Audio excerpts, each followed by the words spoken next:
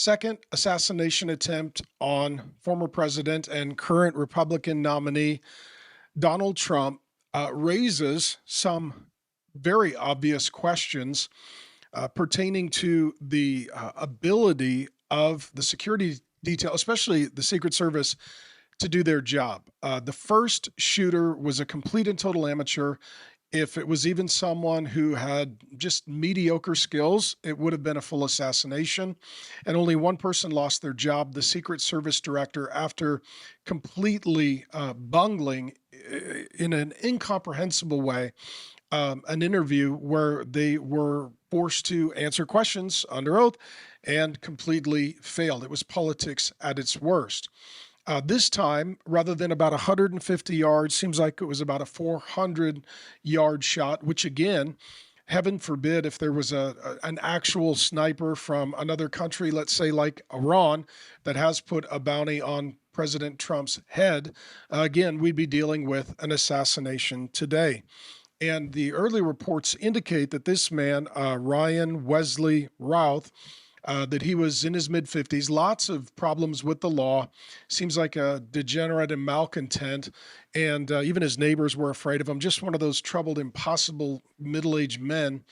But he's from North Carolina and Hawaii, but he took the shot in Florida. And then that raises the question, how did he know in advance where President Trump would be? He was going to golf with a friend. Sean Hannity from Fox News was asked to go and declined. And so let's say there was a few friends, a few spouses, as well as security detail, maybe some members of the immediate staff. You're probably dealing with a couple of dozen people that knew where he would be and when he would be there.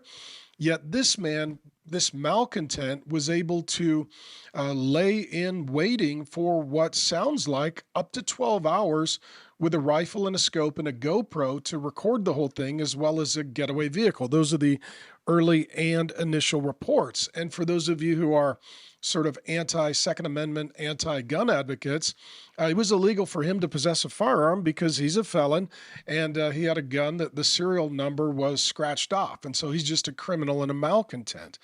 That being said, how in the world does someone who has no business being anywhere near the president and doesn't have tech savvy or any military or security background, how do they know in advance when and where Donald Trump will be golfing? That's interesting. It makes you wonder who is failing in security detail and where is the leak?